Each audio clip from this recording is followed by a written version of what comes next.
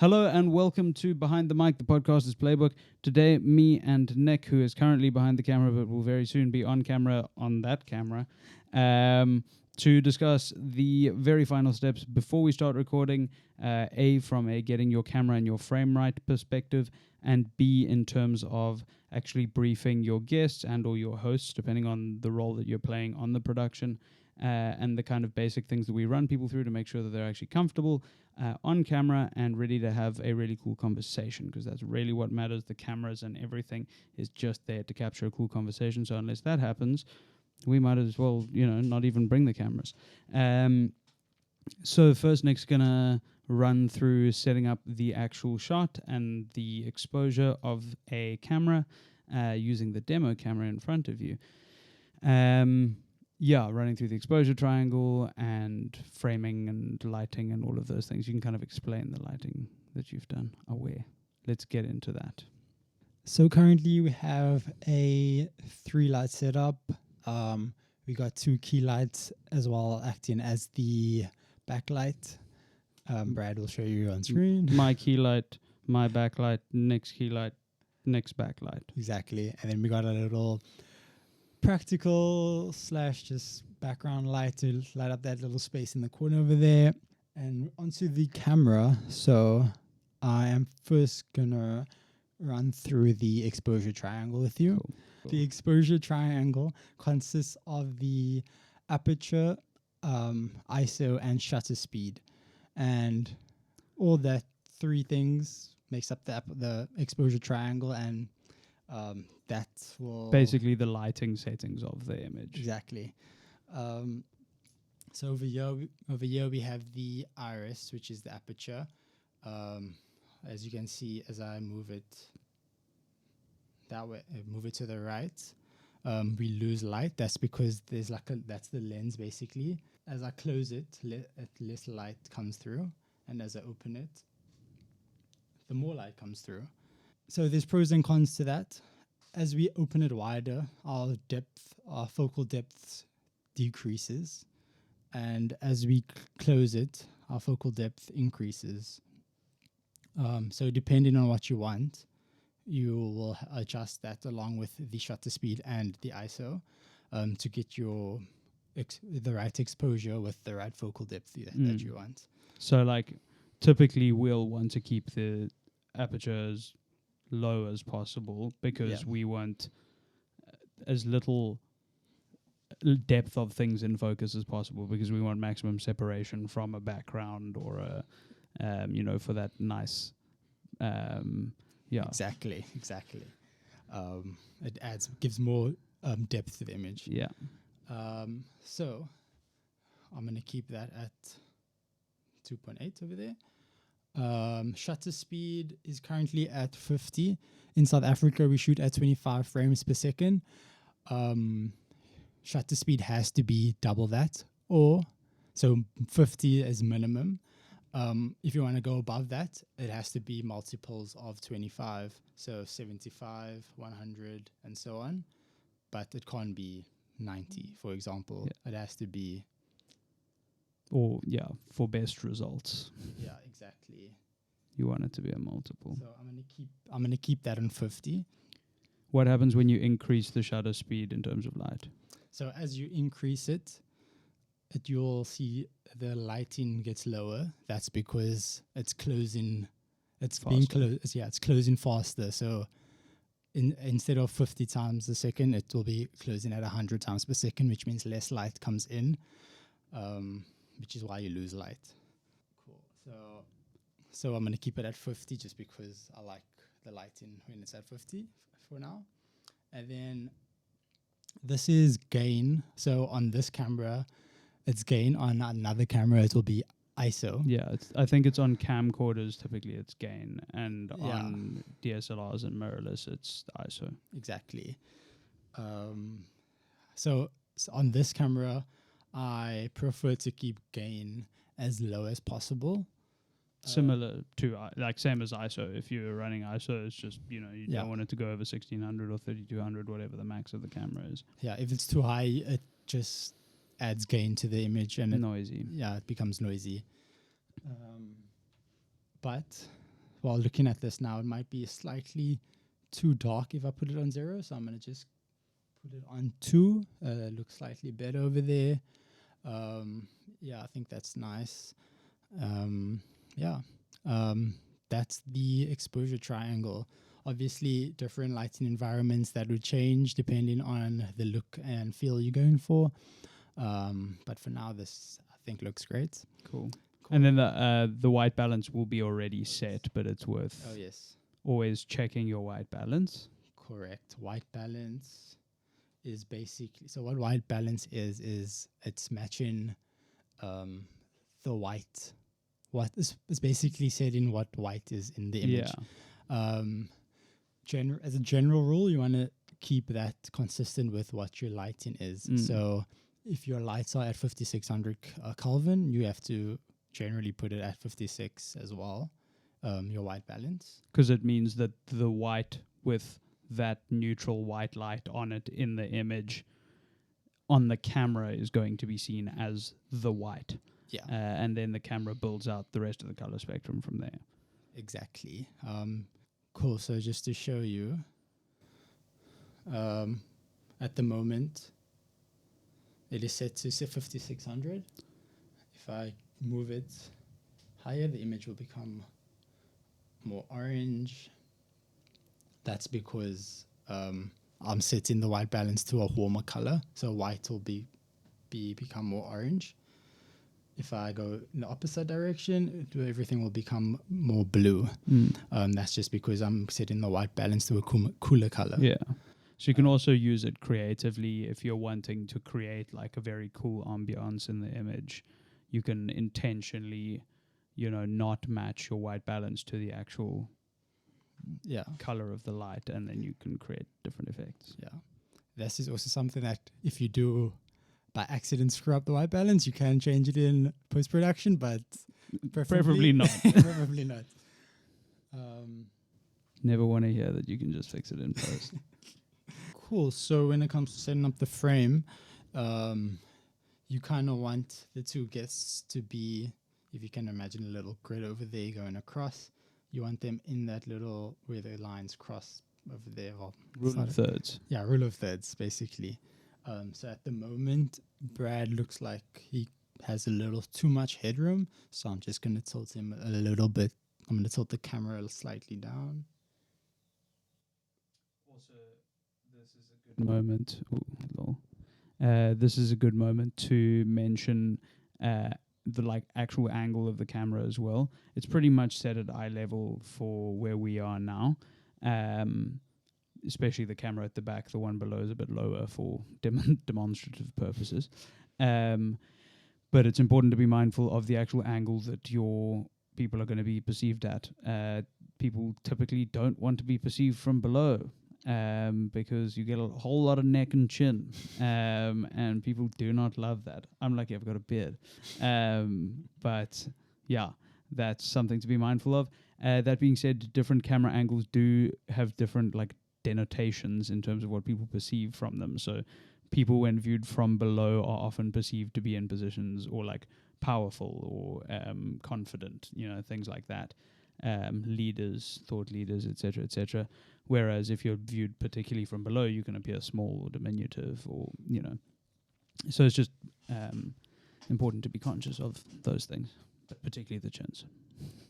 Exactly.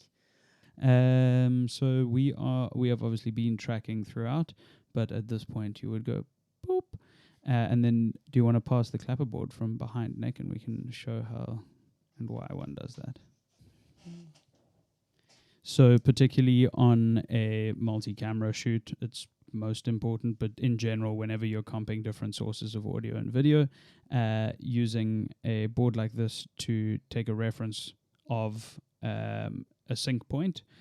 Also, when you're on production, you write out all the details of the production, including which scene it is, shots, etc., so that in post-production the DIT's life is made a lot easier, the digital image technician, and they can categorize all of their shots nicely. Right now it's blank because Nick knows what this footage is about. again, super helpful when you have multiple cameras, but in general, whenever you've got multiple different sources of audio and video and you need to have them be in time. What one is doing with this is creating a point where there's a clear visible impact as well as a transient noise. So you can see it in the waveform of your audio, and you can see it clearly by just clicking through the frames of your shot, and you can line those up very nicely. So what I'm going to do is just go, because it's going to be super easy to hear and see the difference between the two. Wonderful. Should we quickly, do you want to come sit down and then we can chat through just the things we usually brief people on before we get going into a podcast? There we go. Yeah. Are we all in frame, Sange? Happy days. Cool. So I think one of the most important parts of having someone arrive and getting prepared for a podcast recording is actually, particularly with guests who aren't comfortable or regulars or speak on audio or video recording regularly, the entire thing can be quite stressful. Even to people who do it regularly, it can still be stressful. And I think it's important to consider that podcasting is all about a good conversation, and that is the goal. Yeah. And getting people to have a good conversation, for that to happen, they need to be comfortable. There's a few things we run through with people so that they get the best experience on the podcast, that they feel most comfortable, that they can have the most productive conversation. One of the, we've literally got a whiteboard and a list with all of these things because it's really helpful. The first thing we try and tell people is to relax, which is on one hand obvious, on the other hand much easier said than done. But just reminding them that the whole point of this is for them to just have a genuinely personally interesting conversation, and that it's about the people in the room having a conversation that they enjoy. If that happens, there'll be a good podcast, and that's the point. It's not about the cameras. It's not about performing to the cameras. One of the things we explain to people is that you can't try and start with a mask on or being super performative, because you won't be able to keep it up for the duration of a podcast, and then it's visible and very obvious. The other thing is just a mic technique thing, but it's imperative and we have to repeat it all the time, even with regulars. And so it bears repeating here. These mics and most podcast mics, especially good broadcast quality microphones, you can hear how when one is close to them and using them nicely, it sounds flippin' really, really nice. And you get a lot of presence and detail and texture to the voice.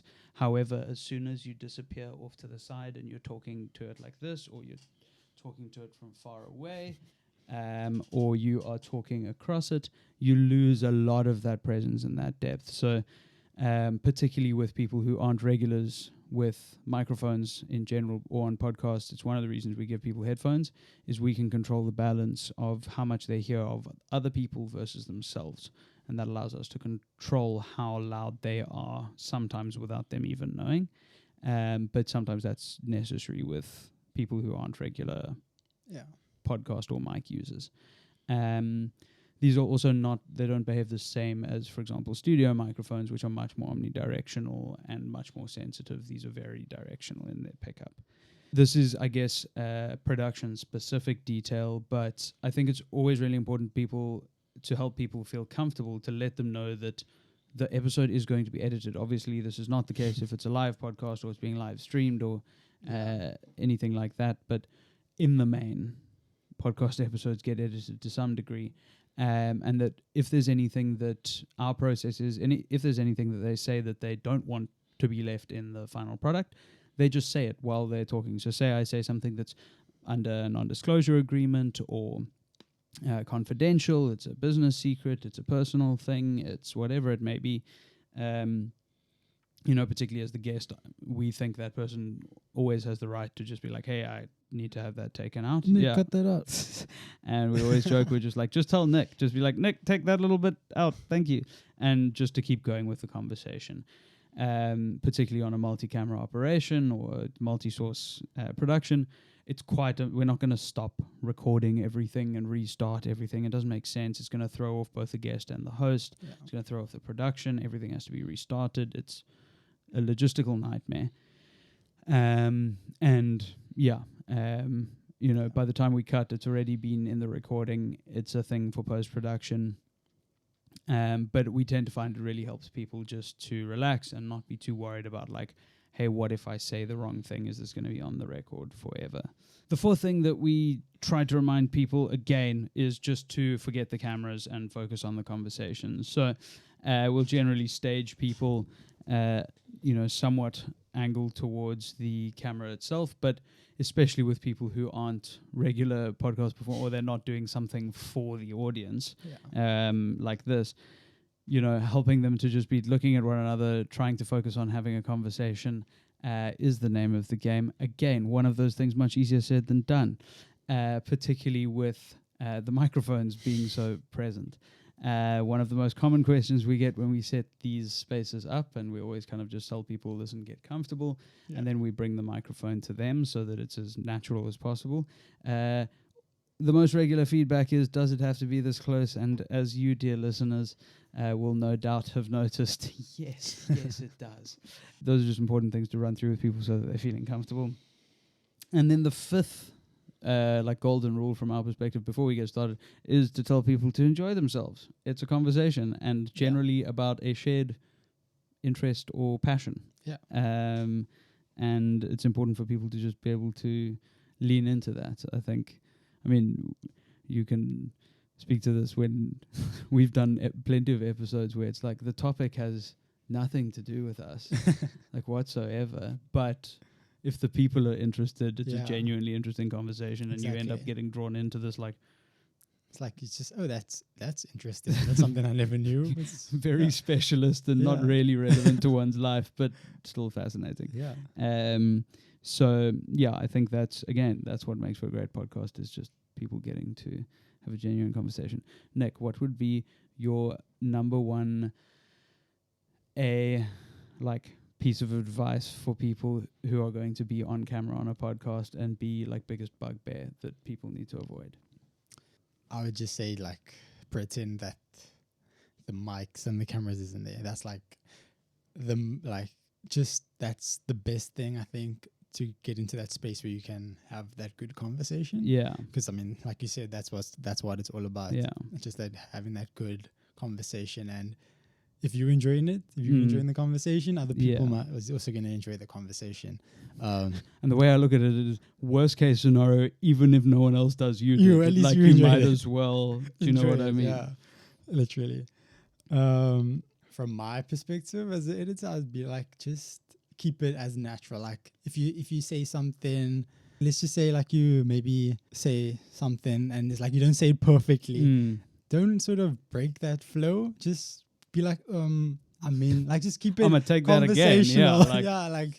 Just keep it in that between you guys. As if you were chatting to a friend. Sometimes when you're talking to a friend, your English just goes out the window and you talk nonsense. And it's you're fine. whoa, hold on, let me try. You don't have to start from over. Just take it for from there. Can I start that again? No. Obviously. It's a podcast. It's chilled. It's chilled. It's fine. it's all right. It's just a chat. Exactly. All of that being said with the specific intent of very strategic insights to optimize for a theoretically perfect podcast. But there's no such thing. So again, it's a podcast. It's chilled. And you, Brad, what is your piece of advice? Genuinely do your best to get comfortable, whatever that looks like. I think, don't, and it's a weird detail, but don't, if you are wearing a jacket because you think the jacket will look nice, but you find yourself on a production and you're under lights and you feel warm, what's going to make you look better in the long run in terms of having a good conversation? Take the jacket off. Don't stick to an outfit to the expense of your own comfort, because I've been on productions where that's happened. It's not an arm example. And the conversation is uncomfortable because that person is sitting there sweating. And they know they're sweating, so they're sweating more. And they're committed to this outfit. No. Yeah. Don't be a silly sausage. So that was the frustration. Or was that the piece of advice? Clearly it was the frustration. Piece of advice, in terms of being on camera and making content in general, and just kind of performing on the internet, for lack of a better word. On the one hand, people only like authentic people in today's day and age, and that's not to say you have to be 100% like completely your whole private self to everyone. That's not what anyone's saying. But people respond well to people being human beings and being genuine and not this perfection, not this there's no attitude of perfection, or consumers actually trend away from it when they can see that something's too scripted or stiff or over polished. Is that no one really cares that much. Like, no one, like, there's so much content being generated on the internet all the time. Anyone, even people who watch that piece of content, even if you say something really stupid, I guarantee they don't care nearly as much as you do. It's, it's really not that deep. That obviously doesn't go for if you say something like bigoted or with hatred or racist or anything stupid like that, consequences. Cuck one. But like, other than that, it's not that deep. People don't care as much as you do, and people will enjoy it most if you are just enjoying yourself. I think that's really what it comes down to. Okay, so that's setting up cameras and people to be on camera. I think that's genuinely what we titled it. Thank you so much for watching this episode of Behind the Mic, the podcast is Playbook, with me, Brad, and Nick. If you have any questions, please drop them below, and we'll see you in a couple of weeks for the next one. Thanks, bye-bye.